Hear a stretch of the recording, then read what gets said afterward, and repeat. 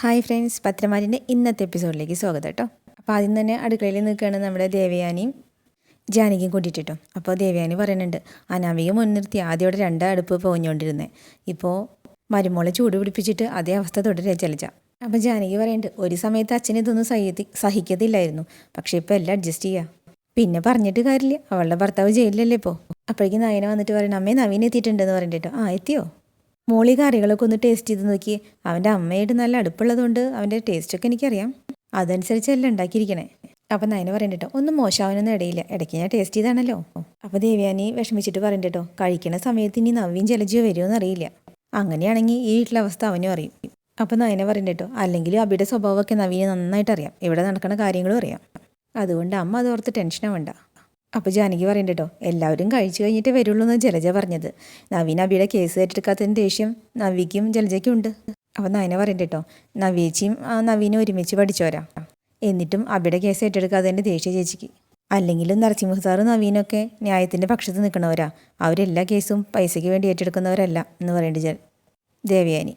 അപ്പോൾ ജാനകി പറയണ്ടോ, അവിടെ നവീനെ കല്യാണം കഴിപ്പിക്കാൻ വേണ്ടിയിട്ടേ മുത്തച്ഛനും അമ്മയൊക്കെ നിർബന്ധിച്ചുകൊണ്ടിരിക്കുക. ഞാനിടയ്ക്ക് പത്മയെ വിളിച്ചപ്പോൾ പറഞ്ഞിരുന്നു, കല്യാണം കഴിഞ്ഞ സ്ഥിരമായിട്ടൊരു പെൺകുട്ടി വീട്ടിലേക്ക് കയറി വരിക, എൻ്റെ മുൻ മരുമോളെ പോലെ ഒരാൾ വീട്ടിലേക്ക് കയറി വന്നാൽ എല്ലാം തകരുമെന്ന് ഞാനും ഓർമ്മിപ്പിച്ചിട്ടുണ്ട്. പിന്നെ സ്വന്തം കേസ് നടത്താനേ നവീന് സമയം ഉണ്ടാവുള്ളൂ എന്ന് പറഞ്ഞിട്ടോ. അപ്പോൾ ദേവയാനിയും നയനിയും ചിരിക്കുകയാണ്. അപ്പോഴേക്കും നവീൻ ഇരിക്കുന്നിടത്തേക്ക് മുത്തശ്ശനും മുത്തശ്ശിയും കൂടിയിട്ട് അനിയും കൂടിയിട്ട് വന്നിട്ടുണ്ട് കേട്ടോ. അപ്പോൾ ചോദിക്കുന്നുണ്ട്, മുത്തശ്ശൻ ഇന്നെന്താ കോടതി പോകണ്ടേ? രാവിലെ പോയിരുന്നു, ഇന്ന് കാര്യമായി വർക്കില്ലാത്ത ദിവസമായിരുന്നു. മുത്തശ്ശി ചോദിക്കുന്നുണ്ടപ്പോൾ, നരസിംഹ സാർ ഇപ്പോൾ കോടതിയിലൊന്നും പോകാറില്ല അല്ലേ എന്ന് ചോദിക്കുന്നുണ്ട് കേട്ടോ. അപ്പോൾ നവീൻ പറയുന്നുണ്ട്, കോവിഡിന് ശേഷം മുത്തശ്ശനി ഇപ്പോൾ അങ്ങനെ കോടതിയിലൊന്നും പോകാറില്ല, ഏറ്റെടുത്തൊക്കെ എന്നെ ഏൽപ്പിക്കുകയായിരുന്നു, പിന്നെ അതൊക്കെ സക്സസ് ആയതുകൊണ്ട് മുത്തച്ഛനൊരു കോൺഫിഡൻസ് പോയി.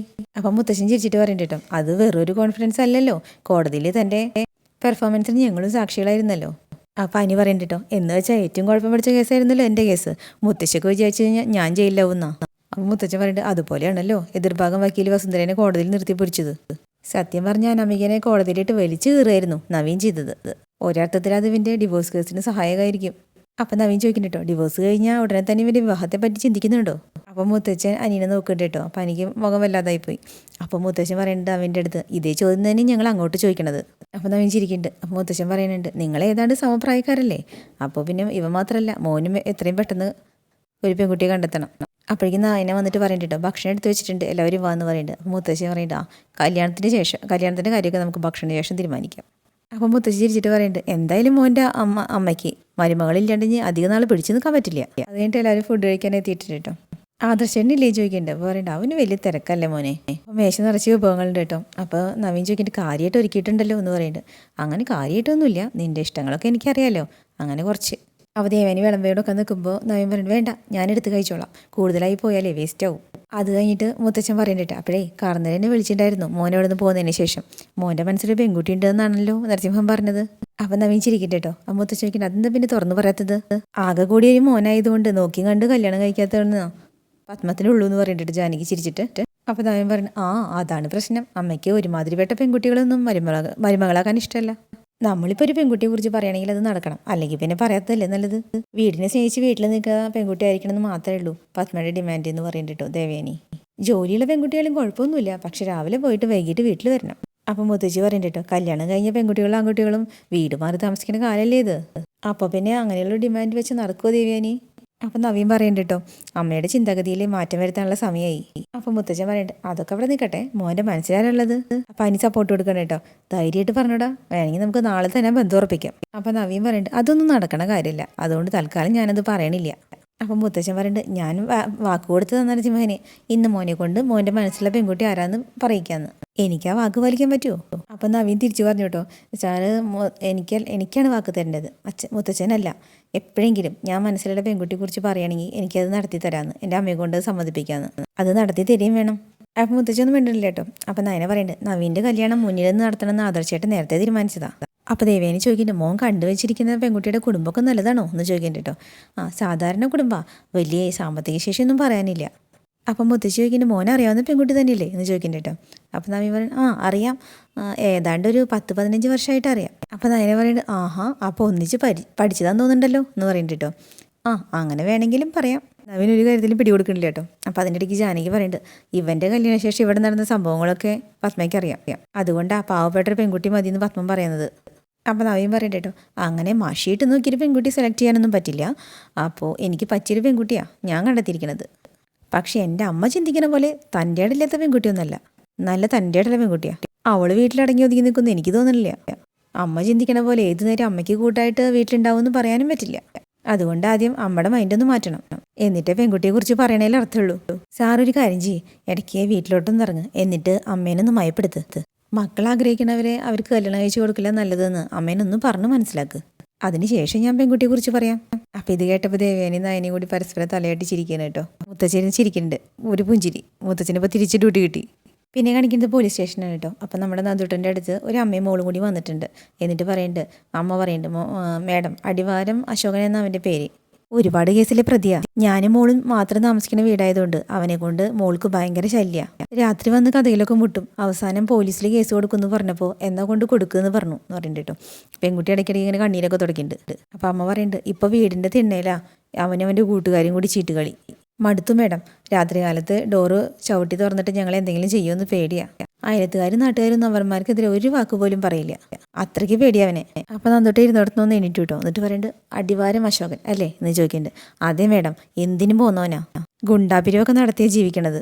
അപ്പം നന്ദോട്ടൻ പറയുന്നുണ്ട്, ഞാനിവിടെ വന്ന ശേഷം ഒരുപാട് ഗുണ്ടകളൊക്കെ ഒതുക്കിയിട്ടുണ്ട്. ഇവൻ ജയിലിൽ നിന്ന് വന്നിട്ട് എത്ര നാളായി? കുറച്ച് ദിവസമേ ആയിട്ടുള്ളൂ. 6-7 മാസം മുമ്പ് ജയിലിലേക്ക് പോയതാ. അവൻ ജയിലിൽ കിടന്നപ്പോൾ ഒരു ആശ്വാസം ഉണ്ടായിരുന്നു. കുറേ നാളായിട്ട് മോളുടെ പിന്നാലെ നടക്കുക. അപ്പോൾ നന്ദു പറയണ്ട കേട്ടോ, നിങ്ങൾ വിഷമിക്കണ്ട, ഇന്ന് തന്നെ ഇതിനൊരു പരിഹാരം ഉണ്ടാക്കിത്തരാം. ഇനി അടിവാര അശോകനെ അങ്ങ് മറന്നേക്ക്. ശരി, എന്നാൽ പിന്നെ നിങ്ങൾ പോയിക്കോ. അങ്ങനെ അവർ പോയ ശേഷം നന്ദുട്ടൻ ബെല്ലടിക്കുന്നുണ്ട് കേട്ടോ. അപ്പോൾ 2 കോൺസ്റ്റബിൾ വന്നു. എന്നിട്ട് പറയുന്നുണ്ട്, മേഡം അടിവാര അശോകൻ ഒരു പ്രശ്നക്കാരനാ, ആരെയും പേടിയില്ലാത്ത കൂട്ടത്തിലാ. അപ്പം നന്ദുട്ടൻ ചോദിക്കുന്നുണ്ട്, അങ്ങനെ ആരെയും പേടിയില്ലാത്ത ഇനങ്ങളെയൊക്കെ നമ്മൾ പോലീസുകാർ കൈകാര്യം ചെയ്തില്ലേ? അപ്പോൾ കോൺസ്റ്റബിൾ പറയുന്നുണ്ട് കേട്ടോ, ഈ സ്റ്റേഷനിലിരുന്ന പോലീസുകാർക്കൊക്കെ അവന് ഭയങ്കര ബഹുമാനമാണ്. അപ്പം നന്ദുട്ടൻ പുച്ഛിച്ചിട്ട് ചോദിക്കുന്നുണ്ട്, പോലീസിന് ഗുണ്ടകൾ ബഹുമാനമാണെന്നല്ലേ? പിന്നെ ഈ സുരഭിയെ പോലുള്ള പാവപ്പെട്ട ആൾക്കാരോ മക്കളൊക്കെ എങ്ങനെ ഈ സ്റ്റേഷൻ പരിധിയിൽ ജീവിക്കുള്ളൂ? അപ്പോൾ കോൺസ്റ്റബിൾ ഇങ്ങനെ പേടിച്ചിട്ട് പറയുന്നുണ്ട് കേട്ടോ, നമുക്കും കുടുംബമൊക്കെ ഇല്ലേ മേഡം? അപ്പോൾ നന്ദിട്ട് പറഞ്ഞു, കുടുംബമുണ്ട്, നമ്മുടെ കുടുംബം മാത്രം ജീവിച്ചാൽ പോരല്ലോ, മറ്റുള്ളവർക്ക് അത് വേണ്ടേ? അപ്പോൾ പോലീസുകാർ പരസ്പരം നോക്കുന്നുണ്ട് കേട്ടോ. അപ്പോൾ നന്ദിട്ട് പറഞ്ഞു, ഇന്ന് തന്നെ അടിവാര അശോകനെ കാണണം. അവൻ ഇനി പുറത്ത് ജീവിക്കേണ്ട, ലോക്കപ്പിനകത്തിട്ട് ഇടിച്ചൊതുക്കിയിട്ട് കോടതിയിലേക്ക് വിട്ടാൽ മതി. ഗുണ്ടകളായതുകൊണ്ട് ആരും സാക്ഷി പറയത്തില്ല, ആ സ്ത്രീയുടെ അയൽക്കാരും ബന്ധുക്കളൊന്നും. എങ്കിലും നീതി നടപ്പിലാക്കാതിരിക്കാൻ പറ്റില്ലല്ലോ, അവൻ ഗുണ്ടാപ്പിരിവ് നടത്താറുണ്ടല്ലേ? അപ്പോൾ കോൺസ്റ്റബിൾ പറയുന്നുണ്ട്, ഇഷ്ടം പോലെ, അവൻ്റെ അനുമതിയില്ലാതെ ആ മാർക്കറ്റിൽ ഒന്നും ചലിക്കില്ല മേഡം. അപ്പോൾ നന്ദി പറയുന്നുണ്ട്, അതായത് കോർപ്പറേഷനും മുനിസിപ്പാലിറ്റി ഒന്നും അനുമതി കൊടുത്താൽ പോരാ, ഇവിടെ ബിസിനസ് തുടങ്ങണമെങ്കിൽ ഇവനിപ്പോൾ ഉള്ളവരും അനുമതിയും കൊടുക്കണം. കൊള്ളാം. പിന്നെ കാണിക്കേണ്ട അശോകനാണ് കേട്ടോ. ആ ഗുണ്ടയും അതിൻ്റെ അസിസ്റ്റൻറ്റും കൂടിയിട്ട് പിരിവിന് ഇറങ്ങിയിട്ടുണ്ട്. എന്നിട്ട് ഒരു കടയിൽ പാവപ്പെട്ട സ്ത്രീയുടെ അടുത്ത് ചെന്നിട്ട് ചോദിക്കുകയാണ് കേട്ടോ.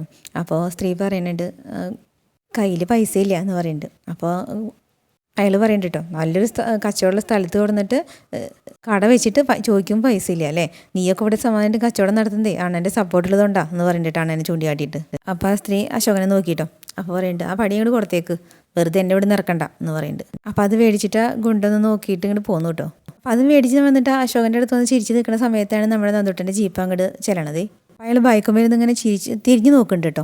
അപ്പോൾ നന്ദുട്ടൻ അങ്ങോട്ട് നടന്ന് ചെല്ലുന്നുണ്ട്. അപ്പോൾ കോൺസ്റ്റബിൾ 2 പേരൊന്നും പിന്നാക്കട്ടോ. എന്നിട്ട് നന്ദുട്ടൻ അടുത്ത് ചെന്നിട്ട് ചോദിക്കുന്നുണ്ട്, ഇതിലാരാടാ അടിവാരം അശോകൻ എന്ന് ചോദിക്കുന്നുണ്ട്. അപ്പോൾ അശോകൻ ഇങ്ങനെ തിരിഞ്ഞ് നോക്കുന്നുണ്ട്. അപ്പോൾ അശോകൻ്റെ കൂടെയുള്ള ആൾ പറയുന്നുണ്ട് അശോകൻ്റെ അടുത്ത്, പുതിയ SI ആണ്, അണ്ണൻ ജയിലിലായതുകൊണ്ട് കണ്ടിട്ടില്ല, ആൾ കുറച്ച് തിളപ്പ് കൂടുതലുള്ള കൂട്ടത്തിലാണ് എന്ന് പറഞ്ഞു കൊടുക്കണം കേട്ടോ നന്ദുട്ടനെ. അപ്പോൾ അശോകൻ പറയുന്നുണ്ട്, അനിയത്തി, നമ്മൾ ഇതുവരെ കാണാതിരുന്നത് ഞാൻ ജയിലിലായിരുന്നോണ്ടാ.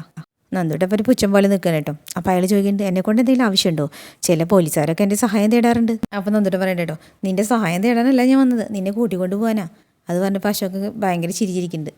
നിനക്കെതിരെ ഒരു പരാതി ഉണ്ട്, കയറേണ്ട വണ്ടിയിലേ. എന്നിട്ട് ഞാനിപ്പോൾ ഒരു വണ്ടിയിൽ തന്നെ ഇരിക്കണേ, ഇനി വേറെ വണ്ടിയിൽ കയറാനോ? അപ്പം നന്ദുട്ടൻ പല്ലി കടിച്ചിട്ട് ചോദിക്കണേട്ടോ, പോലീസ് വണ്ടിയിൽ കയറാൻ പറഞ്ഞാൽ നിനക്ക് വലിയ പാടാലടാ, കയറണ്ട അങ്ങോട്ട് എന്ന് പറയുന്നുണ്ട്. അപ്പം അശോകൻ പറയുന്നുണ്ട്, സർവീസിൽ അങ്ങോട്ട് കയറിയിട്ടല്ലേ ഉള്ളൂ, അതിൻ്റെ കുറച്ച് തളപ്പ് കാണുന്നുണ്ട്, പെണ്ണുങ്ങളെ തള്ളാൻ എനിക്ക് വലിയ താല്പര്യമില്ല. അപ്പം നന്ദിട്ട് പറയുന്നത്, നിനക്ക് പെണ്ണുങ്ങളെ ശല്യം ചെയ്യാം, പെണ്ണുങ്ങൾ മാത്രമുള്ള വീടിൻ്റെ പുറത്തിരുന്ന് ചീട്ട് കളിക്കാം, രാത്രി അവരുടെ ഡോറിലും മുട്ടി ശല്യം ചെയ്യാം, അതൊന്നും അവർക്ക് ബുദ്ധിമുട്ടല്ല അല്ലേ? അപ്പം വല്ല ബൈക്കിനും മുകളിൽ നിന്ന് എനിച്ചിരുന്നിട്ട് പറയുന്നുണ്ട്, മനസ്സിലായി, സുരഭി മോളും കൂടെ കംപ്ലൈൻറ്റ് തന്നായിരിക്കും. അപ്പം നന്ദിട്ടൊന്നും വേണ്ടില്ല കേട്ടോ. പറയുന്നുണ്ട്, അവളുടെ മോളെ എനിക്കിഷ്ടമാണ്, ഞാൻ കെട്ടിയിട്ടില്ല ഇനി എത്തിയതുവരെ, പ്രായം 10-40 പെണ്ണ് ചോദിച്ചിട്ട് സുരഭി തരുന്നില്ല. ഇനി കുറച്ച് ശല്യം ചെയ്തിട്ടാണെങ്കിലും തരും നോക്കട്ടെ. പിന്നെ പോലീസിൽ വന്നിട്ട് അവൾ പരാതി തന്നസ്ഥിതിക്ക് ഇന്ന് അവളുടെ ഡോറിൽ മുട്ടില്ല, ചിലപ്പോൾ അവളുടെ വീട് തന്നെ കത്തിച്ചു നിന്നിരിക്കും. അതങ്ങോട്ട് പറഞ്ഞു തീർന്നതും നന്ദുട്ടൻ്റെ ക്ഷമ നശിച്ചു കേട്ടോ. നെഞ്ഞത്തേക്ക് ഇട്ട് ഒരൊറ്റ ചവിട്ട് കൊടുത്തിട്ടുണ്ട്. അപ്പോൾ അയാൾ ഉരുണ്ടുവരൻ്റെ അവിടെ വീണു.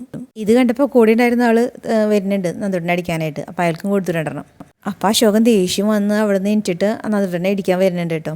അതൊക്കെ തടുത്തു. എന്നിട്ട് വീണ്ടും കൊടുത്തു വരണം നെഞ്ചത്തേക്ക്. അപ്പോൾ വീണ്ടും വീണു. അങ്ങനെ ഗംഭീര അടി നടക്കണം കേട്ടോ അവിടെ. നന്ദുട്ട് രണ്ടെണ്ണത്തിന് അടിച്ചു ഒതുക്കുകയാണ്. കോൺസ്റ്റബിൾമാരെ അടങ്ങണില്ല കേട്ടോ അവിടെ നിന്ന്. ആ സമയത്താണ് നമ്മുടെ നവീൻ വരുന്നത്. അപ്പോൾ കുറച്ച് ദൂരെയാണ്. നവീൻ മാറ്റി വണ്ടി നിർത്തിയിട്ട് ആസ്വദിക്കുകയാണ് കേട്ടോ. അപ്പോൾ ചെറുതായിട്ട് കോൺസ്റ്റബിൾമാർ വരാൻ നോക്കി. അപ്പോൾ നന്ദു വേണ്ടാന്ന് കൈ കൊണ്ട് കാണിക്കുന്നുണ്ട്. അങ്ങനെ തല്ലുകൊണ്ട് രണ്ട് വീണ് എടുക്കണം കേട്ടോ. അപ്പോൾ നന്ദുട്ടൻ പറഞ്ഞിട്ട് പിടിച്ച് എണീപ്പിക്കട്ടോ എന്ന് പറഞ്ഞിട്ട് ചെല്ലുണ്ട്. അങ്ങനെ എന്നിട്ട് അശോകൻ രണ്ടും കൂടി കൊടുത്തു കേട്ടോ. അപ്പോൾ അശോകൻ പറയുന്നുണ്ട് ഇനി എന്നെ തല്ലല്ലേ മേഡം, ഇനി എന്നെ തല്ലല്ലേ എന്ന് പറയുന്നുണ്ട് കേട്ടോ. അപ്പോൾ ഇതൊക്കെ നോക്കി ചിരിച്ചുകൊണ്ടിരിക്കുകയാണ് നമ്മുടെ നവീൻ കേട്ടോ. അപ്പം നന്ദുട്ടൻ ചോദിക്കുന്നുണ്ട് അനിയത്തി ഇപ്പോൾ മേടായോടാ, ഇതേ കാലം മാറുക. ഇപ്പോൾ പെൺകുട്ടികൾക്ക് തല്ല് കൊള്ളാൻ മാത്രമല്ല തല്ലാനും അറിയാം. അവർ തല്ലിയാലും നോവും, ശരീരം ചതയും. ഇടയ്ക്കൊക്കെ ഇടി കൊടുക്കുന്നുണ്ട് കേട്ടോ. അത് കഴിഞ്ഞിട്ട് വണ്ടി വിളിക്കാൻ വേണ്ടി പിടിച്ച് ഉന്തിയിട്ടു, കയറുടെ വണ്ടിയില്ലെന്ന് പറഞ്ഞിട്ട്. അങ്ങനെ ഉന്തി പിടിച്ച് കൊടുത്ത് രണ്ടെണ്ണത്തിനെയും വണ്ടിയിലിട്ട് അടച്ചു. അത് കഴിഞ്ഞിട്ട് നന്ദു ജീപ്പിൽ കയറാൻ വരുന്ന സമയത്ത് നവീൻ അങ്ങനെ അടുത്തേക്ക് ചെല്ലുന്നുണ്ട് കേട്ടോ. അപ്പോൾ ചിരിച്ചിട്ട് നവീനായിട്ട് ഒന്ന് ചോദിക്കുന്നുണ്ട്. അപ്പോൾ നവീൻ പറയുന്നുണ്ട് പണ്ട് കോളേജിൽ പഠിക്കുമ്പോൾ നന്ദുവിൻ്റെ തല്ല് കണ്ടതിൽ പിന്നെ ഇപ്പോഴാണ് അതിനുള്ള ഭാഗ്യം കിട്ടിയത്. അസലായിട്ട് പറഞ്ഞിട്ട് ഷെയ്ക്കൻ്റെ കൊടുക്കുന്നുണ്ട് കേട്ടോ. എന്നിട്ട് പറയുന്നുണ്ട് നന്ദുട്ടൻ പാവപ്പെട്ട അമ്മയും മോളേനും ശല്യം ചെയ്യാം ഒരുത്തിനും അവൻ്റെ ആൾക്കാരും കൂടെ. എന്നിട്ട് പോലീസിനെ കണ്ടപ്പോൾ അവൻ്റെ ഒടുക്കത്തൊരു ഡയലോഗും. അപ്പോൾ നവീൻ പറഞ്ഞിട്ടുണ്ടോ ആ സ്ത്രീക്കും മോൾക്കും നീതി കിട്ടണില്ലെങ്കിലേ നീതി നടപ്പിലാക്കാൻ പോലീസിനൊപ്പം ഞാനും ഉണ്ടാവും. അപ്പോൾ നന്ദുട്ടൻ പറയണ്ട അടിവാര അശോകൻ പേരെടുത്ത ഗുണ്ടയാ. അപ്പം നവീൻ പറഞ്ഞിട്ട് കേട്ടിട്ടുണ്ട്, ഈ അടുത്ത സമയം വരെ അകത്തായിരുന്നു. അങ്ങനെയുള്ള ഗുണ്ടകളായിട്ട് സന്ധി വേണ്ടാന്ന് തീരുമാനിച്ചിരിക്കാൻ ഞാൻ എന്ന് വെച്ച് വക്കീൽ സാർ ആ രീതിയിൽ പോണ്ട, പിന്നാലെ ഭീഷണി ഉണ്ടാവും. അപ്പം നവീൻ പറയണ്ടോ ഭീഷണി ഉണ്ടായാലും ഇവിടെ വക്കീലിനെ സംരക്ഷിക്കാൻ കരുത്തും തന്നെയുള്ള എസ് ഉണ്ടല്ലോ, അതുകൊണ്ടൊന്നും പേടിക്കാനില്ല എന്ന് പറയണ്ട. അപ്പോൾ നന്ദൂർ ചിരിക്കട്ടോ. അപ്പോഴേ സമയം കിട്ടുമ്പോൾ വിളിക്ക്, അനിയും ഫ്രണ്ട്സായിട്ട് നിങ്ങൾ ഇടയ്ക്കിടയ്ക്ക് ഒത്തുകൂടണ്ടല്ലോ. അപ്പോൾ പിന്നെ ആ കൂട്ടായ്മയിലേക്ക് എന്നെയും വിളിക്കേ. ഏത് നേരം കോടതിയും കേസൊക്കെ ആയിട്ട് നടക്കണോണ്ട് തലയ്ക്ക് വല്ലാത്തൊരു ഭാര. സമാന ചിന്താഗതിക്കാരായിട്ട് ഒത്തുകൂടുമ്പോൾ മൊത്തത്തിലെ മനസ്സൊന്ന് മാറി ചിന്തിക്കും, ഒരു ഉന്മേഷം കിട്ടും. അപ്പം നന്ദിട്ട് പറഞ്ഞിട്ടോ നവീൻ ചേട്ടൻ ഫ്രീ ആകുമ്പോൾ പറഞ്ഞു നമുക്ക് കൂടാം, ശരിയെന്നാ എന്ന് പറഞ്ഞിട്ട് കയറി പോവാണ്. ഈ സമയം മുത്തശ്ശനും കൂടി കൂടിയിട്ടുണ്ട് കേട്ടോ. അതായത് നമ്മുടെ മൂർത്തി മുത്തശ്ശൻ നരസിംഹൻ്റെ അടുത്ത് പോയിട്ടുണ്ട്. അപ്പോൾ നമ്മുടെ നവീൻ്റെ അമ്മ പറയുന്നുണ്ട് അവൻ ഏതോ ഒരു പെൺകുട്ടിയെ കണ്ടുവച്ചിട്ടുണ്ട് സർ, അത് എൻ്റെ ആഗ്രഹത്തിൽ അനുസരിച്ചുള്ള ഒരുത്തിയാന്ന് എനിക്ക് തോന്നണില്ല, അതുകൊണ്ട് അവൻ തുറന്നു പറയാത്തത്. തന്നോട് എന്താ അവൻ്റെ മനസ്സിൽ നിന്ന് ചോദിച്ചു നോക്കാൻ പറഞ്ഞത് അതുകൊണ്ടാന്ന് പറഞ്ഞിട്ട് നരസിംഹ മുത്തച്ഛൻ. അപ്പം മൂർത്തി മുത്തച്ഛൻ പറയുന്നുണ്ട് ഞങ്ങൾ ചോദിച്ചു, കല്യാണം നടക്കുന്ന ഉറപ്പില്ലാത്തതുകൊണ്ട് അത് തുറന്നു പറയാത്തേന്നാണ് നവീൻ പറഞ്ഞത്. എന്നിട്ട് പറയുന്നുണ്ട് പത്മം നമ്മൾ കാലത്തിനനുസരിച്ച് മാറണം. ഇന്നിപ്പോൾ തൻ്റെ ഇടമില്ലാത്ത പെൺകുട്ടികൾ കുറവാണ്, പെൺകുട്ടികൾക്ക് തൻ്റെ ഇടം വേണമെന്ന് സമൂഹം പറയുന്ന കാലത്തിലാണ് നമ്മളിപ്പോൾ ജീവിക്കുന്നത്. അപ്പോൾ പത്മം പറഞ്ഞിട്ട് ആയിക്കോട്ടെ, പക്ഷേ പെൺകുട്ടികളുടെ വീട്ടുകാർക്ക് അത്യാവശ്യം നിലവാരം വേണം. എൻ്റെ നോട്ടത്തിൽ അവൻ ഏതെങ്കിലും ടീച്ചറെയോ അല്ലെങ്കിൽ അതുപോലെയുള്ളവരേക്ക് വിവാഹം കഴിക്കുന്ന തെറ്റൊന്നുമില്ല, അവനേക്കാളും തിരക്കിലേക്ക് പോകുന്നൊരു പെൺകുട്ടിയെ വേണ്ടെന്നാണ് ഞാൻ പറഞ്ഞത്. പ്രത്യേകിച്ചും പോലീസും വക്കീലും വേണ്ടെന്ന് ഞാൻ അവനോട് പ്രത്യേകം പറഞ്ഞിട്ടുണ്ട്. അങ്ങനെ ഒരു പെൺകുട്ടി വിവാഹം കഴിക്കാനാണെങ്കിൽ അവൻ്റെ ഒരു ജൂനിയർ പെൺകുച്ചി ഇവിടെ തന്നെയുണ്ട്, സംഗീത. അവള് തിരക്കേടില്ലാത്ത കുട്ടിയാണ്, കുടുംബവും തിരക്കേടില്ലാത്ത, പക്ഷേ എനിക്ക് അതിനോട് താല്പര്യമില്ല. അപ്പം നമ്മുടെ ഗുമസ്ത നിൽക്കണം കേട്ടോ. അപ്പോൾ പറയുന്നുണ്ട് അത് പിന്നെ സംഗീത മേഡത്തിനോട് നമ്മുടെ വക്കീൽ സാറിന് വലിയ താല്പര്യമൊന്നുമില്ല. അപ്പോൾ നരസിംഹമുത്തച്ഛൻ പറയുന്നുണ്ട് ഇവിടെ ഇപ്പോൾ വിവാഹത്തിൻ്റെ ചർച്ചയുടെ കൂടുതലും, അതാണെങ്കിൽ എവിടെ എത്തണമില്ല. അപ്പം മൂർത്തി മുത്തച്ഛൻ പറയുന്നുണ്ട് നവീൻ്റെ മനസ്സിലെ പെൺകുട്ടി ആരായതാലും ശരി, നിങ്ങളെ വിവാഹം ഉറപ്പിച്ചു കഴിഞ്ഞാൽ ഞങ്ങൾ അനന്തപുരിക്കാരായിരിക്കും അത് മുമ്പിൽ നിന്ന് നടത്തുക. ഞാനും ജയനും ആദർശമൊക്കെ കൂടി ചേർന്നെടുത്ത തീരുമാനം നരസിംഹ അത്. അപ്പം നരസിംഹ പറയുന്നുണ്ട് അതായിക്കോട്ടെ, ഇവിടെ പക്ഷേ അവൻ പിടി തരാതെ നടക്കുകയാണല്ലോ, അവൻ്റെ അച്ഛൻ വരുമ്പോഴത്തേക്കും കാര്യങ്ങളൊക്കെ ഫിക്സ് ചെയ്ത് വെക്കാനാ ഞങ്ങളുടെ തീരുമാനം. അപ്പോൾ പത്മ പറയുന്നുണ്ട് അനിയായിട്ട് നല്ല അടുപ്പത്തിലാണല്ലോ നവീൻ, അവനോട് പറ അവൻ്റെ മനസ്സിലാരാന്ന് കണ്ടുപിടിക്കാൻ. അപ്പോൾ മൂർത്തി മുത്തച്ഛൻ പറയണേ ഞാനത് പറഞ്ഞതാ, പക്ഷേ നവീനൊന്നും വിട്ടു പറയണില്ല എന്നാണ് അവനും പറഞ്ഞത്. തോറ്റു എന്ന അർത്ഥത്തിൽ നിൽക്കണേട്ടോ പത്മ. അപ്പോൾ പറയുന്നുണ്ട് ഒരു കാര്യം പത്മ ഓർപ്പിച്ചോ, പത്മയുടെ മനസ്സിലുള്ള പെൺകുട്ടിയല്ല നവീൻ കണ്ടെത്തിയിരിക്കുന്നത്. അങ്ങനെയാണെങ്കിൽ ഇപ്പോൾ പെണ്ണുകാണിൽ കഴിഞ്ഞ് വിവാഹം ഫിക്സ് ചെയ്തേനെ. അത് ശരിയാ പറഞ്ഞിട്ട് നരസിംഹമുത്തച്ഛൻ. അപ്പം മൂർത്തി മുത്തച്ഛൻ പറയുന്നുണ്ട് നമ്മൾ നമ്മുടെ ഇഷ്ടങ്ങളേക്കാൾ കൂടുതൽ പ്രാധാന്യം നൽകേണ്ടത് കുട്ടികളുടെ ഇഷ്ടത്തിനാണ്. എൻ്റെ വീട്ടിൽ 2 കൊച്ചു മരുമക്കൾ വന്നു, അത് ഞങ്ങൾ ആഗ്രഹിച്ച രീതിയിലല്ല വന്നത്, പക്ഷേ അതുകൊണ്ട് എന്താ കുഴപ്പം? ആദ്യം നയനമോളെ തള്ളി പറഞ്ഞിരുന്ന ദേവയാനി ഇന്നും മരുമോളുടെ ഫാനാ, ആദർശിനേക്കാൾ ഇഷ്ടമാണ് നയനമോളെ. അപ്പോൾ പത്മ ചോദിക്കണിട്ട് പക്ഷേ നവ്യ അതിനപ്പുറത്തെ പ്രശ്നങ്ങൾ ഉണ്ടാക്കുന്നുണ്ടല്ലോ സർ. അപ്പോൾ ഒന്നും പറയാതെ മുത്തച്ഛൻ ഇങ്ങനെ നോക്കി നിൽക്കുന്നു കേട്ടോ. അപ്പോൾ അങ്ങനെയാണ് നമ്മുടെ പത്തരമാറ്റിൽ ഇന്നത്തെ വിശേഷങ്ങൾ. അപ്പോൾ നാളത്തെ ഭാഗമായിട്ട് നാളെ വീണ്ടും വരാം കേട്ടോ. Okay bye. നമ്മുടെ ചാനൽ ഇഷ്ടപ്പെടുകയാണെങ്കിൽ ലൈക്ക് ചെയ്യാനും സബ്സ്ക്രൈബ് ചെയ്യാനും മറക്കരുത് കേട്ടോ.